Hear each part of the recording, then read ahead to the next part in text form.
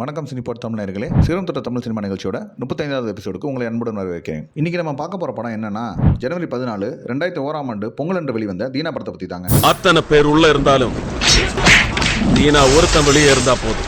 தலை ஒயின் ஷாப்புக்கு தீ வைக்க சொன்னது நீங்க, வச்சது உங்க தம்பி தீனா.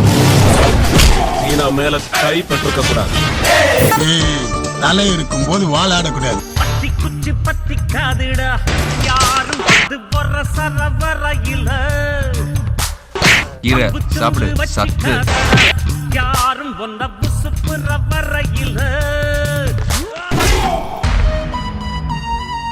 பஸ்ல பார்த்தோமே அந்த ஃபிகர் இல்ல. ஹலோ, அடிச்சு தூள் கலப்பிவியா? சரி வருமா? அவனை எங்க அடிச்சா எப்படி வலிக்கணும் எனக்கு தெரியும். உடம்புல கை இருக்கும், கால் இருக்கும், மூக்கு இருக்கும், முடி இருக்கும், ஆனா உயிர் இருக்காது.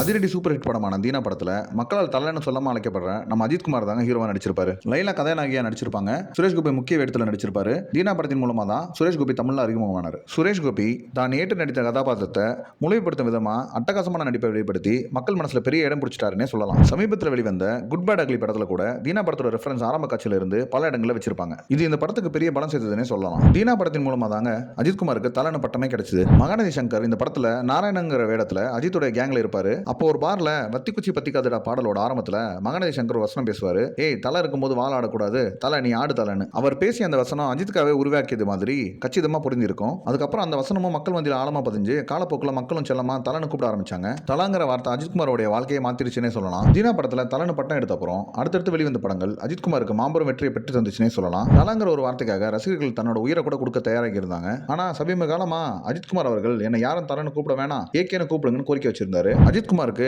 பேரும் புகழும் வாங்கி தந்த தலங்கர அடமொழியை வேணான்னு சொன்னதுக்கு ரசிகர்கள் மத்தியில் ஒரு பெரும் அதிர்ச்சி ஏற்படுத்தினாலும் அவரோட ரசிகர்களும் காலப்போக்கில் ஏகேன்னு கூப்பிட ஆரம்பிச்சிட்டாங்க. அஜித் அவரோட அடமொழியை நீக்கினதுக்கு காரணம் அவரை தவிர யாருக்கும் இன்னும் முழுமையா தெரிய வரல. இருந்தாலும் கூட குட் பேட் அக்லி படத்தோட இன்ட்ரோ சீன்ல ஜெயில் கதி ஒருவர் ஏகேவை பார்த்து என்ன கண்ணு மட்டும் தான் தெரியுது, தலை தெரியலன்னு சொல்ல திரையரங்கமே அல்லோலப்பட்டது தாங்க சொல்லணும். தலாங்கிற சொல்லுக்கு இன்னும் மோசு குறையலங்கிறதுக்கு ஒரு எக்ஸாம்பிள் தான் இந்த சீன். தீனா படத்தை ஏஆர் முருகதாஸ் எழுதி இயக்கியிருக்காரு. தீனா படத்தின் மூலமா தான் ஏஆர் முருகதாஸ் இயக்குனராக அறிமுகமானாரு. அதுக்கப்புறம் பல்வேறு படங்களை இயக்கியது மட்டும் இல்லாம தெலுங்கு ஹிந்திலையும் படங்களை இயக்கி கவனிக்கத்தக்க தவிர்க்க முடியாத டேரக்டர்ஸ்ல ஒருத்தரா இப்போ வரைக்கும் இருந்துட்டு வராரு. தீனா பட கதையை முருகதாஸ் பல தயாரிப்பு நிறுவனத்திலும் சொல்லியிருக்காரு. ஆனா அஜித் தவிர வேற ஹீரோக்களை வச்சு பண்ணலாம்னு சொல்லியிருந்தாங்களாம். ஆனா இயக்குனர் ஏஆர் முருகதாஸ் அஜித் தவிர வேற எந்த ஹீரோக்களையும் வச்சு எடுக்க ஒத்துக்கவே இல்லையா. தீனா படத்துக்கு முன்னாடி வேற ஒரு கதையை இயக்க சொன்ன தயாரிப்பாளர் விலங்குகளை வச்சு ஒரு கதை பண்ண சொல்லியிருக்காரு. இயக்குனர் ஏஆர் முருகதாஸும் குரங்க மைய கதாபாத்திரமா வச்சு திரைக்கதை எழுதி எடுத்துட்டு வந்திருக்காரு. தயாரிப்பாளருக்கும் கதை பிடிச்சி போக பட வேலைகளை ஆரம்பிக்கும் போது ப்ளூ கிராஸ்ல இருந்து நோட்டீஸ் வந்து பட வேலையை நிறுத்திருக்காங்க. அந்த நோட்டீஸ்ல ரூல்ஸ் அண்ட் ரெகுலேஷன்ஸ் எக்கச்சக்கமா குறிப்பிட்டு இருந்ததுனால சட்டத்திற்கு உட்பட்டு திரைக்கதையை மாற்ற முடியாதுன்னு ஏஆர் முருகதாஸ் அந்த படப்பணிகளை அத்தோடு நிறுத்திட்டு